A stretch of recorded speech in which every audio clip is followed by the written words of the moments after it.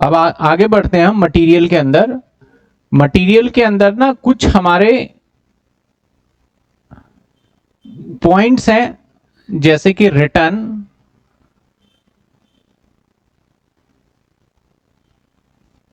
और रिटर्न के बाद बात करें तो सबसे पहले हम रिटर्न को समझ लेते हैं कि रिटर्न क्या है और इसको कैसे करेंगे।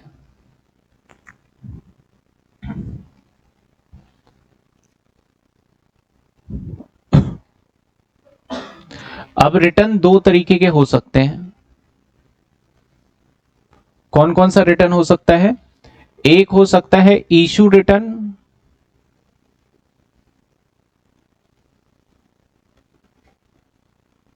जिसको हम नॉर्मली सेल्स रिटर्न कह सकते हैं, और एक हो सकता है हमारा रिसीव रिटर्न्स,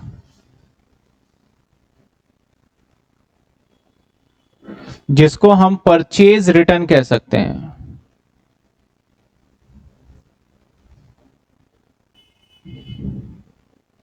जिसको हम परचेज रिटर्न कह सकते हैं।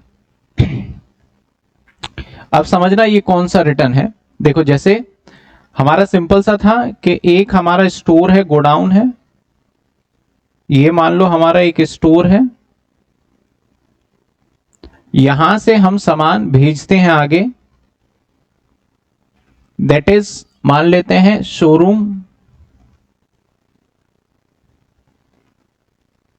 यहां हमारा सामान चला जाता है और मेरे पास पीछे फैक्ट्री से सामान आता है। मेरे पास फैक्ट्री से सामान आता है, ठीक है, यहां से मेरे पास सामान आता है। ये कुछ ऐसे प्रोसेस चल रहा है। अब अगर मैं यहां से यहां सामान भेजता हूं तो इस प्रोसेस को मैं क्या नाम देता हूं? यहां पे इशू कर दिया, ठीक है। अगर मेरे पास ये सामान भेजता है यहां से यहां तक, तो इस प्रोसेस को मैं बोलता हूं रिसीव कर लिया। अब हो सकता है कि मैंने इसको ज्यादा सामान भेज दिया हो बाय मिस्टेक, या हो सकता है कि सामान डिफेक्टेड हो और वो यहां पे चेंज सामान जो है ये डिफेक्टेड है और इसको हम क्या करना चाहते हैं? रिटर्न करना चाहते हैं। दोनों रीजन हो सकता है। तो अगर मान लेते हैं कि मैंने एक ऐसा सामान भेजा जो डिफेक्टेड है, या हमने एक्स्ट्रा भेज दिया, मान लेते हैं कि ये सामान मैंने जो भेजा वो सामान बेकार भेज दिया, तो जब मैं इसको भेजूंगा तो मैंने किस कॉलम में दिखाया होगा? इसको इशू के कॉलम में दिखाया होगा। लेकिन जब यही सामान हमारे पास वापसी आएगा तो जब वापस आएगा तो एक तो इसको हम क्या कहेंगे? इसको कहेंगे हम इशू रिटर्न आ गया, है ना।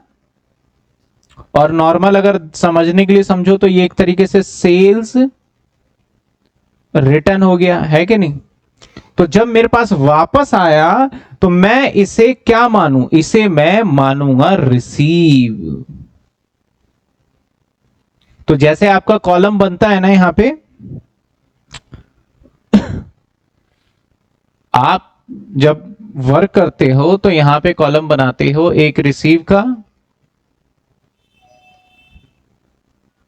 और एक कॉलम बनाते हो आप इशू का और एक बैलेंस का।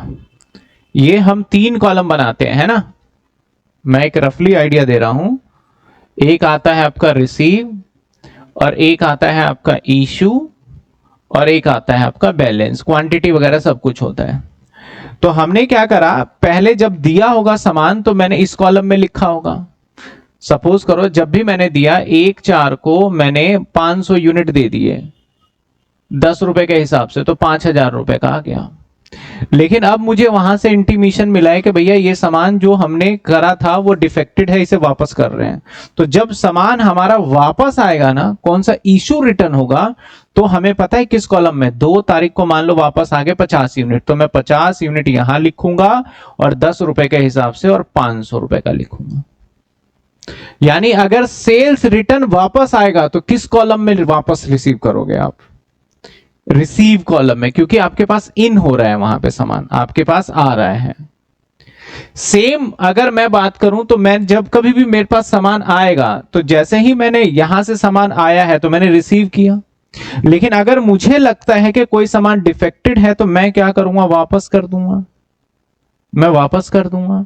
तो अगर मेरे पास मान लेते हैं कि 1/5 को मेरे पास 1000 यूनिट आ गए 10 वाले, तो मैंने बोले भाई 10,000 आ गए। अब मुझे 2/5 को पता चला कि भैया ये यूनिट में 100 यूनिट तो खराब है, तो मुझे वापसी करना होगा, जो कि परचेज रिटर्न कह लो आप। मैं कहां किस कॉलम में वापस करूंगा, अब मुझे इशू वाले कॉलम में वापस करना पड़ेगा। मान लो 100 यूनिट वापस करना 10 वाला, तो 1000 वापस करेंगे।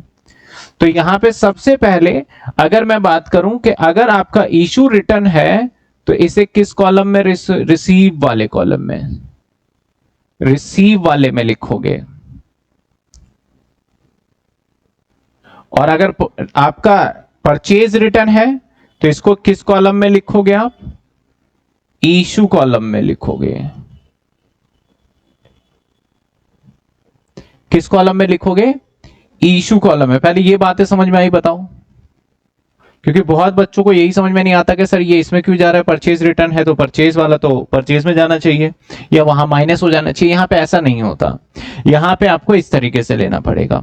अब मुद्दा आता है रेट का। अब ऐसा थोड़ी है कि आज आपने करा और आप आज इशू कर रहे हो, मान लो 1 तारीख को आपने इशू किया, ठीक है। अब जाके आपको सपोज करो 15 तारीख को उसने बोला कि ये सामान रिटर्न कर रहे हैं, तो जब आपने इशू किया रिटर्न हो रहा है तो रिसीव में तो आप ले लोगे, कोई दिक्कत नहीं है। लेकिन अगर आपने रिसीव किया है, आपने क्या किया, रिसीव किया, और कुछ टाइम के बाद आपको पता चलेगा कि भैया ये सामान जो है वो डिफेक्टेड है, तो जो आप रिसीव करोगे तो लीफो हो या फीफो हो, आपको वही रेट लेना है जो रेट पे आपने रिटर्न करा है, जो रेट पे आपने उसको एक्चुअल डील किया है। अगर इशू किया है 10 रुपए के भाव में तो रिटर्न भी 10 रुपए के भाव में ही लेना है। अगर रिसीव किया आपने 6 रुपए के भाव में तो रिटर्न भी 6 रुपए के भाव में ही करना होगा। लेकिन वेटेड एवरेज में ऐसा नहीं होगा। वेटेड एवरेज के अंदर जो करंट रेट चल रहा होगा उसी रेट पे आपको रिटर्न वाली एंट्री करनी पड़ेगी। तो हम क्या बात कर रहे थे सर, हम बात कर रहे थे कि प्राइस कौन सा होगा। तो अगर मैं इसकी बात करूं तो जो रेट लगेगा, क्योंकि रेट आपको देगा नहीं, रेट एज पर लीफो फीफो, अगर एज पर लीफो फीफो है तो कौन सा रेट लगेगा, आपका लगेगा सेम रेट। कौन सा सेम रेट, जो लीफो के हिसाब से वापस किया, जो फीफो के हिसाब से आपने वापस किया। बट अगर आपका रेट है एज पर वेटेड एवरेज तो कौन सा रेट लगेगा, तो आपका सेम रेट नहीं लगेगा, रिटर्न होगा आपका as per weighted average method. दोनों में फर्क दिख रहा है आपको। यानी अगर आपका लीफो फीफो है तो 10 में करा था और लास्ट माल आपके पास मान लेते हैं कि 5 वाला है, 8 वाला है, 15 वाला है, मतलब नहीं है, 10 में हुआ था डील तो उसको 10 में ही वापसी लो। लेकिन वेटेड एवरेज में आपने जब दिया था तब आपका 13 रुपए रेट था, और जब रिटर्न ले रहे हो तो मान लो 13.5 रुपए है, तो आपको रिटर्न कितने में लेना पड़ेगा, 13.5 रुपए में, क्योंकि वेटेड एवरेज के अंदर प्राइस क्या हो जाता है हमारा, मिक्स हो जाता है। समझ में आई बात, पहले ये बात देखो आपको समझ में आए। सेम आपका यहां पे भी फॉलो होने वाला है, यही बातें सेम आपका इस वाले में भी फॉलो होगा। मैं दोनों के लिए लिख देता हूं, या तो सेम ये इसके लिए भी फॉलो होगा। समझे बात आप, ठीक है। तो ये तो हो गया हमारा रिटर्न का कहानी। एक हमारे क्वेश्चंस के अंदर ना रिटर्न वाला पॉइंट भी देंगे, वो ऑलवेज देंगे। तो रिटर्न वाले पॉइंट को आपको बड़े ध्यान से करना होगा कि रिटर्न को किस तरीके से लिया गया। मैं भी क्वेश्चन भी दिखाऊंगा और उसको फिर सॉल्व भी देखेंगे कि कैसे करते हैं सॉल्व, और उसके हिसाब से अगला एक और पॉइंट आ जाता है हमारा loss by fire. Loss by fire या फिर मान लो थेफ्ट। इसको कैसे करोगे? अगर लॉस होता है तो आप सिंपल सा लॉजिक लगाओ, जब लॉस होगा तो हमारे स्टोर लेजर से सामान निकल जाएगा। मेरा लॉस बाय थेफ्ट हो गया तो मेरे गोडाउन में सामान रखा है, अब लॉस होगा तो सामान निकल ही गया ना। और जब भी मेरे गोडाउन से सामान निकलता है तो मैं उसको किस कैटेगरी में रखता हूं? मैं इशू की कैटेगरी में रखता हूं। तो लॉस बाय फायर हो, लॉस बाय थेफ्ट हो, किस में लोगे आप? एज अ इशू ट्रीटेड, या ट्रीटेड एज इशू। हम उसको क्या मान लेंगे? हम इशू के तरीके से उसको ट्रीट करेंगे। ठीक है, तीन बातें याद रखना। रिटर्न में लीफो फीफो में एज पर जो रेट था हमारा, और वेटेड में सेम रेट से। परचेज रिटर्न कहां पे जाएगा? इशू वाले कॉलम में जाएगा। और सेल्स रिटर्न कहां पे जाएगा? रिसीव वाले कॉलम में आएगा। ठीक है ना? तो चलो एक क्वेश्चन देखते हैं। इसके अंदर लॉस बाय फायर है, जैसे कि normal loss of stock 30 unit, चाहे कोई भी लॉस हो, normal loss, abnormal loss, loss by fire, कोई भी हो। यहां पे आपका लॉस बाय फायर भी आ गया और आपका नॉर्मल लॉस भी आ गया, तो उसको किस तरीके से ट्रीट करेंगे वो देखते हैं। आपके बुक का क्वेश्चन नंबर 20 है ये। कॉलम बना लेते हैं। ये रहा आपके सामने क्वेश्चन, और इस सवाल को क्वेश्चन क्या कहता है कि आपको जो करना है वो as per weighted average method करना है। ठीक है ना? किस मेथड से करना है? वेटेड एवरेज मेथड से।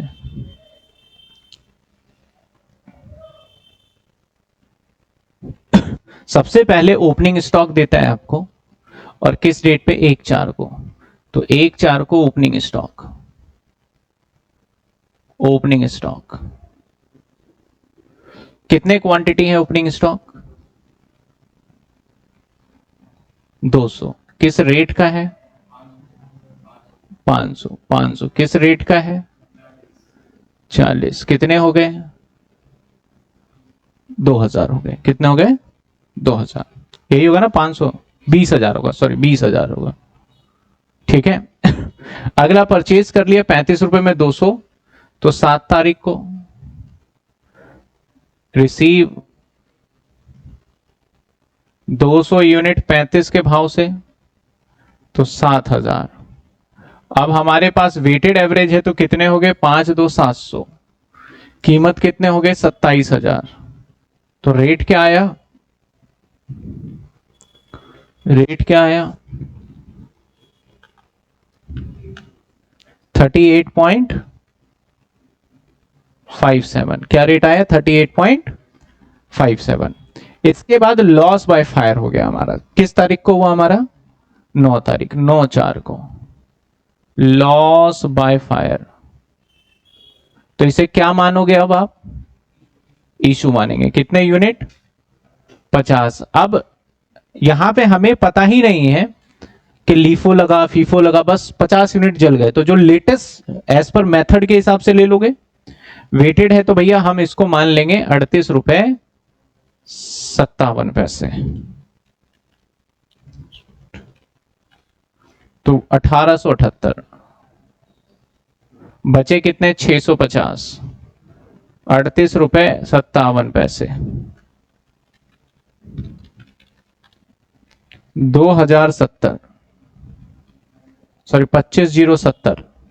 ये आ गया। कितने आ गए? 25,070। कितने? किसमें? 50 इंटू में 38.57। हाँ 1928 है, 1928। ठीक है। उसको छोड़ दो, पॉइंट को तो लोगे तो बहुत ज्यादा परेशान हो जाओगे इसमें। तो पॉइंट के बाद छोड़ देना। मैंने कहा इसमें 50-100 रुपए डिपेंड करता है कि किस डिजिट में अमाउंट दे रखा है, डिफरेंस आ जाएगा। ठीक है ना? 50-100 डिफरेंस आ जाएगा। अगला पॉइंट क्या दे रखा है? अगला पॉइंट आप देखोगे तो आपको इशू गिवन है। ठीक है ना? और इशू प्रोडक्शन हाउस को 300 यूनिट। कितने तारीख को? 11/4 को। 11/4 को क्या करा हुआ है? इशू किया हुआ है। कितने यूनिट भाई? 300 यूनिट। किस रेट पे करोगे? 38.57 पे करोगे। मल्टीप्लाई कर दो।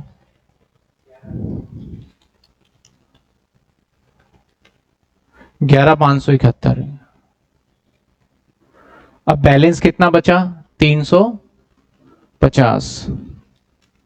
38.57 13,450 लिख देते हैं। 450 समथिंग। 38.57। उसके बाद फिर परचेज कर लिया आपने। उसके बाद फिर परचेज किया आपने। कब परचेज किया आपने? अप्रैल 13, यानी 13/4 को। कितने यूनिट? 250। किस रेट के? किस रेट के? 42। 10,500। ये कॉलम खाली। अब 350 और 250 कितने हो गए? 600। तो 10,500 प्लस में 13,450, ये आ गए 23,950 डिवाइडेड बाय 600, ये आ गए 39 रुपए। 40 ही आ गए मान लो आप। 39.99 है तो मैं इसको 40 मान लेता हूं। ठीक है, आ जाओ आगे। अब इसके बाद क्या कहता है? Normal loss. 30 यूनिट का नॉर्मल लॉस हो गया। तो भाई कोई भी लॉस हो, सिंपल सा लॉजिक है ना कि हमारे पास से तो सामान चला ही गया ना। तो नॉर्मल लॉस क्या होगा हमारा? 18/4 को। 18/4 को नॉर्मल लॉस। तो हम इसको 30 यूनिट माइनस कर देते हैं 40 के हिसाब का।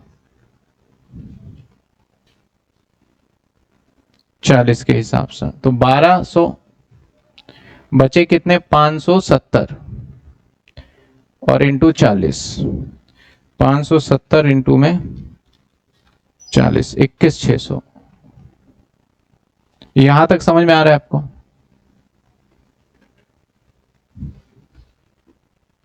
यहां तक क्लियर है?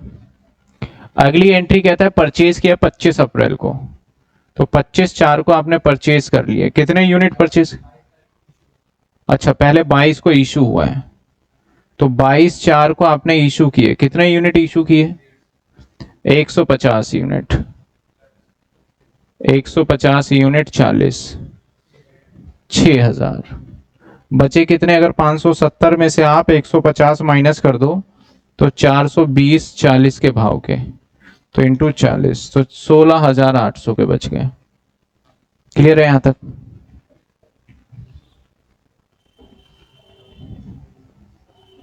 यहां तक ठीक है? फिर से 25/4 को क्या करा इसने? परचेज कर लिया। परचेज कितने यूनिट करे इसने?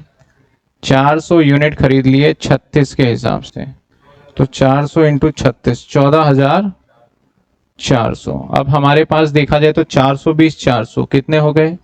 820। रेट कितने हो गए हमारे? 1400 400 16,800। तो ये आ गया 31,200 डिवाइडेड बाय 820। तो ये आ गया रेट हमारे पास 38.048। ठीक है, 048 है तो मैं इसको 38 ही ले लेता हूं रेट। ठीक है ना, हम ले लेते हैं इसको 38 ही रेट।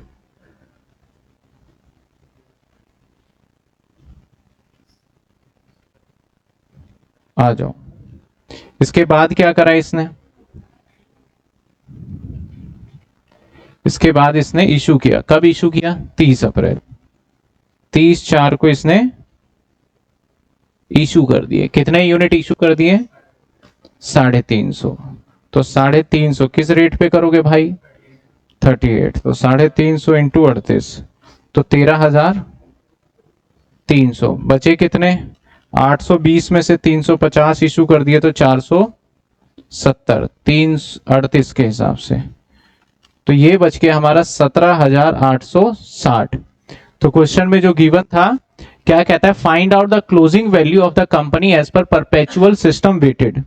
वेटेड के हिसाब से परपेचुअल सिस्टम में आपको निकालना था, जो कि मैंने निकाल के दिखा दिया। तो इसमें क्या सीखा हमने? नॉर्मल लॉस और एबनॉर्मल लॉस। ऐसे ही हम क्या देख लेंगे? रिटर्न का। रिटर्न वाले केस के अंदर क्या होगा आपका? या तो परचेज रिटर्न हो रहा होगा या फिर सेल्स रिटर्न। देखिए यहां तक अगर कोई डाउट है तो पूछिए, फिर मैं एक क्वेश्चन निकाल लेता हूं आपके लिए जिसके अंदर मुझे मिल जाए रिटर्न वाला। एक थोड़ा सा मैं यहां चेंज करूंगा। चेंज ये है कि नॉर्मल लॉस हुआ ना हमारा, ये नॉर्मल लॉस में हमारा यूनिट तो रहेगा, लेकिन इसके प्राइसिंग और इसको जीरो करना है, क्योंकि नॉर्मल लॉस हमारा कॉस्ट में रिकवर हो जाता है। ठीक है, इशू वाले कॉलम में तो आएगा, लेकिन उसका प्राइस और जो आपका रहेगा ये, इसके अंदर क्या कर देना है, आपको जीरो कर देना है, जिसकी वजह से अब हमारा यहाँ पे थोड़ा रेट भी फर्क आ जाएगा। रेट क्या था, नहीं रेट पे फर्क थोड़ी आएगा, आएगा, क्योंकि हमारी जो कॉस्टिंग रहेगी वो रहने वाली है 23,950 ही रहेगा, जो मैंने 21,600 कर दिया। ये जो रहने वाला है वो कितनी रहेगी, 23,950। अब जो रेट निकलेगा डिवाइडेड बाय 570, तो 42 पॉइंट आ जाएगा रेट हमारा, 42.01। ठीक है, अब जो इशू करोगे वो करोगे 42.01, यानी 42 रुपए ही मान लो आप, 42 रुपए। ठीक है, तो 150 इंटू में 42, 63। ये देखो रेट बढ़ गया, ये 63। अब ये 420 रहेगा, लेकिन ये रहेगा 420 भैया 42 से 17,640, 17,640 यानी 42। अब जो यहां रेट आएगा 820, 17,640 में करेक्ट कर रहा हूं, 32,040, ये बढ़ जाएगा थोड़ा सा, 32,040 डिवाइडेड बाय 820, ये आ जाएगा 39 पॉइंट, यानी 39 ही मान लो है, 39 ही मान रहे हम, पॉइंट को बहुत राउंड फिगर कर रहे हैं। इसके बाद इशू कर दिया 39, 13,650।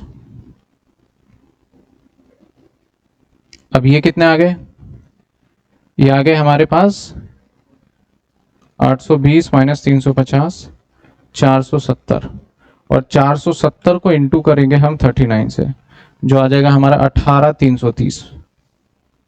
बस ये फर्क था इसमें।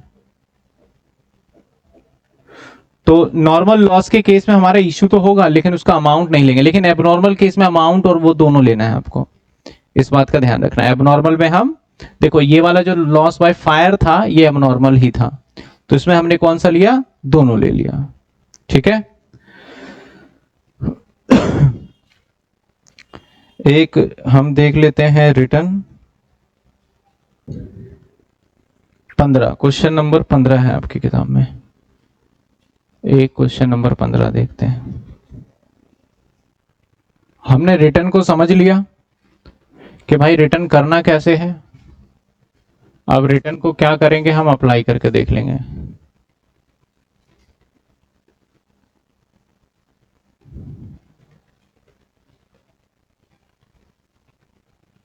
चलिए, ये रहा हमारे सामने क्वेश्चन।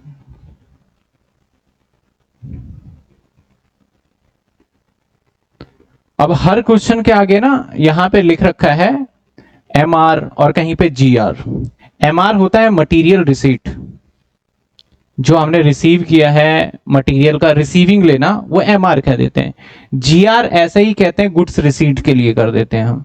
तो इसका बस एक बिल नंबर है, जिसको हम वाउचर नंबर बोलते हैं ना, एक तरीके से वही बिल नंबर है जिसको कोई हम वाउचर नंबर कह देते हैं। तो ये बिल नंबर है काइंड ऑफ। तो चलिए सवाल में देखते हैं। बैलेंस दे रखा है 1 तारीख को, मैं सिंपल लिख देता हूं 1 जनवरी, 1/1 को बैलेंस। कितने यूनिट बैलेंस है, कितने यूनिट है, 250। किस रेट के, 10 रुपए का। तो सिंपल हो गया हमारा 2500।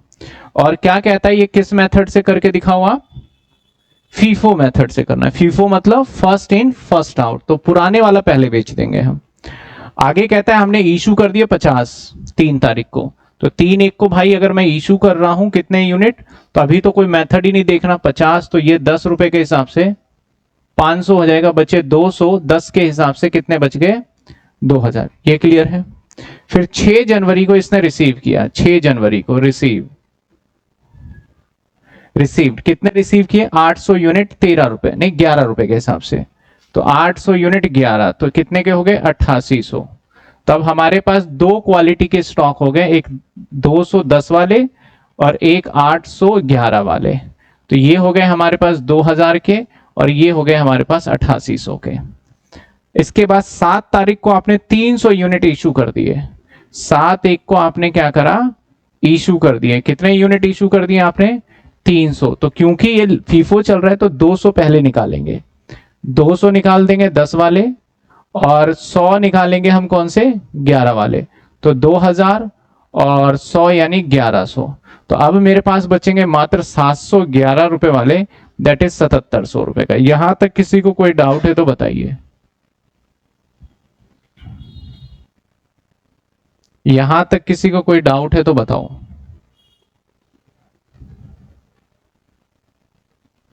बस मुझे यहां पे ये चाहिए होगा। चलो और छोटा करके एक कॉलम लेंगे फिर ऊपर जाएंगे। आगे चलते हैं हम 8 तारीख को। कहता है रिटर्न टू वेंडर। अब वेंडर कौन होता है, जिससे सामान खरीदते हैं, सेलर को वेंडर कहा जाता है। तो हमने जिससे खरीदा होगा, रिसीव किया होगा, उसको वापसी करेंगे। तो यानी हमने जैसे रिसीव किया उसको वापस करेंगे, तो यानी हमारा परचेज रिटर्न हो गया। इसे किस कॉलम में लिखेंगे, इशू कॉलम में लिखेंगे। तो कितने यूनिट रिटर्न हो रहा है, 20 यूनिट। तो 20 यूनिट रिटर्न हो रहा है कब, किस डेट पे, ये डेट कहता है 8 तारीख को, 8/1 को रिटर्न।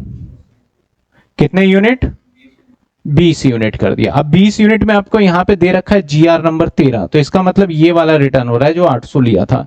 तो किस भाव का था, 11 का। तो ये कितने हो गए हमारे, 2200। ठीक है, तो नहीं 11, ये मैंने थोड़ा इधर आ गया, इधर 20 आएगा और इधर 11 और इधर 220 आएगा ना, 2200 नहीं आएगा, 220। ठीक है, अब हमारे पास बचे कितने, 20 यूनिट वापस हुए। अच्छा 20 ही हुए, बचे कितने, 680। अब 680 कितने वाले बचे हुए हमारे पास, 11 वाले। तो बताओ कितने हो गए, 680 इंटू 11, 74, 80। आ जाइए। अब 8 के बाद 12 तारीख को 300 यूनिट रिसीव किए। 12/1 को आपने रिसीव कर लिए 300 यूनिट। किस रेट के, बताओ किस रेट के किए, 12 रुपए। तो 300 यूनिट इंटू 12 3600। अब आपके पास दो क्वालिटी के स्टॉक हो गए, 680 11 वाले और 300 इंटू 12 वाले। तो ये 3600 और ये 7480। ठीक है, इसके बाद आपने 15 तारीख को इशू कर दिया। 15/1 को आपने क्या कर दिया, इशू कर दिए। कितने यूनिट इशू कर दिए आपने, 320 कर दिए। तो भैया पहले वाले में से जाएगा 320 11 में से, तो 320 इंटू 11, तो ये आ गया 3520। और हमारे पास बैलेंस कितना बच गया, 680 में से 320 भैया चले गए, तो 360 ये वाले बच गए 11 वाले और 300 बच गए 12 वाले। तो इंटू में 11 कर दें तो 3960 और ये बच गए 3600। ठीक है, हम 15 तारीख तक पहुंच चुके हैं। 18 तारीख को रिसीव हो गए यूनिट कितने, 18 तारीख को 100 यूनिट रिसीव हुए 12 रुपए से। तो 18/1 को 100 यूनिट रिसीव हो गए, 100 यूनिट रिसीव हो गए 12 यानी 1200। अब 3 क्वालिटी के स्टॉक हो गए हमारे पास। कौन से, 360 11 वाले, 300 12 वाले और 100 13 वाले। नहीं ये भी 12 का ही है, दोनों 12 का है। तो ना हम इसको मर्ज करके भी लिख सकते हैं चाहे, क्योंकि रेट हमारा सेम ही है। अगर स्पेस ना मिले तो इसको मर्ज करके आप लिख दीजिए। मेरे पास स्पेस है तो मैं वैसे ही ले लेता हूं, 3600 3960 एंड 1200। इसके बाद आगे देखा जाए, रिसीव के बाद इशू दे रखा है 120 यूनिट कर दिए आपने 20 तारीख को। तो 20 तारीख को आपने क्या करा, इशू कर दिए। कितने यूनिट इशू कर दिए आपने, 120। तो 360 में से निकालोगे ना 120, तो कितने वाला, 11 वाला। तो 120 इंटू में 11 कितने, 1320 का। अब मेरे पास अगर माइनस कर दें 360 में से 120 तो निकल ही गए, तो 240 ही बचे भाई। 240 कितने वाले, 11 वाले। तो 11 वाले बचे 2640। अब हमारे पास 300 यूनिट बचे हैं कितने वाले, 12 वाले। और हमारे पास 100 यूनिट बचे हैं 12 वाले। तो 3600 और 1200 ये हो गया। 20 तारीख तक हम क्या कर चुके हैं, डन। आ जाइए, अब चलते हैं हम किस पे, 20 के बाद आ जाएंगे हम 23 पे। अब फिर से क्या आ गया word, return to vendor. Vendor कौन होता है, जिससे सामान खरीदा था, तो सामान खरीदा था तो परचेज रिटर्न कहां पे दिखाएंगे, इशू में दिखाएंगे। अब आ जाते हैं 23 तारीख को। 23 तारीख को रिटर्न टू वेंडर है, रिटर्न आ गया। अब रिटर्न कितने यूनिट हो गए हमारे रिटर्न हो गए 40, तो भैया 40 यूनिट रिटर्न हो गए, तो लो 40। अब इसके आगे देखो नोट लिखा हुआ है, कौन सा रिटर्न हुआ है, 77, तो GR 77 देखना पड़ेगा कि कौन सा था, 12 वाला था, तो 12 के हिसाब से इसको रिटर्न करना पड़ेगा आपको। कितने के हिसाब से, 12, 40। अब एक बार कुछ ऐसे सर्कमस्टांसेस हो सकते हैं, क्या पता अगर ये लीफो मेथड होता, अगर कौन सा मेथड होता ये, तो हमारे पास 12 वाला तो स्टॉक ही नहीं होता, क्योंकि ये तो बिक चुका होता पहले ही, तो हम रिटर्न कहां से करते हैं। समझ में आ रही है बात आपको। तो ऐसे सिचुएशन में जो स्टॉक अवेलेबल है वही वापस कर दोगे आप, समझे मेरा क्वेश्चन, समझ में आ रहा है। हाँ, रेट चेंज हो जाएगा रिटर्न का, चाहे वो अगर लीफो मेथड होता तो लीफो में ये भी हम पहले ही बेच चुके होते और ये भी पहले ही बेच चुके होते, तो 12 वाला तो स्टॉक ही नहीं बचा मेरे भाई। तो अब हमारे पास जो पड़ा हुआ है हम उसी को क्या करेंगे, रिटर्न कर देंगे उसी रेट का। तो ये छोटी छोटी चीजें हैं, लेकिन एग्जाम में अगर मिस्टेक कर दोगे ना तो नंबर सीधा कट हो जाएगा। और ये अगर ऐसा क्वेश्चन आता है तो दिमाग में जरूर कंफ्यूजन आएगा एग्जाम में कि भाई अब क्या करें, वो तो रेट ही नहीं है, तो मैंने बताया उसको उस रेट से बेच देंगे। अब बचे कितने भाई, 240 में से हम माइनस क्या कर दें 40, तो 200 बचे हमारे पास। तो 200 कितने वाले, 11 वाले। अब इसको इकट्ठा ही कर देता हूं, 412 वाले, तो कितने हो गए, 11 दूनी 2200 और 12 4800। ठीक है, इकट्ठा ही कर दिया मैंने ये। मैं क्या कहना चाह रहा था, समझ में आया आपको, कि अगर लीफो मेथड, इसी को आप लीफो से भी ट्राई करना। अब आगे आ जाते हैं भाई 26 को। 26 को रिसीव कर लिया आपने, 26 एक को क्या करा आपने, रिसीव कर लिया। कितने यूनिट रिसीव कर लिया, 200 यूनिट, कितने, 10 रुपए 25 पैसे, 10 रुपए 25 पैसे। तो कितने हो गए, 200 इंटू में 10.25, 2050। तो अब हमारे पास अलग अलग हो गए, 200, 400 और 200, 11, 12 और 10 रुपए 25 पैसे। तो इसके हो गए 2050, इसके हो गए 2200, इसके कितने हो गए 2200 और इसके हो गए 4800। ठीक है, इसके बाद आगे क्या कहता है, हमने 26 तारीख को फ्रेट पेड किया ऑन परचेज, कितने रुपए, 50 रुपए। तो भाई फ्रेट का काम तब होता जब हमसे पूछे कॉस्ट ऑफ गुड्स सोल्ड निकालो। अब कॉस्ट ऑफ गुड्स सोल्ड निकालते तो जितनी कॉस्ट हमारी ये वाली आती उसमें हम फ्रेट भी ऐड कर देते, तो हमारे काम आता कॉस्ट ऑफ गुड्स सोल्ड, क्योंकि सीओजीएस के अंदर जितने डायरेक्ट एक्सपेंस होते हैं सारे क्या हो जाते हैं, हमारे ऐड हो जाते हैं। तो इसका यहां पे कोई काम ही नहीं है फ्रेट वाले का। समझ में आई बात आपको। कहता है इशू किए आपने 250 यूनिट एमआर, तो अब 250 यूनिट आपने इशू किया है, तो बड़ा सिंपल तरीके से आप करोगे,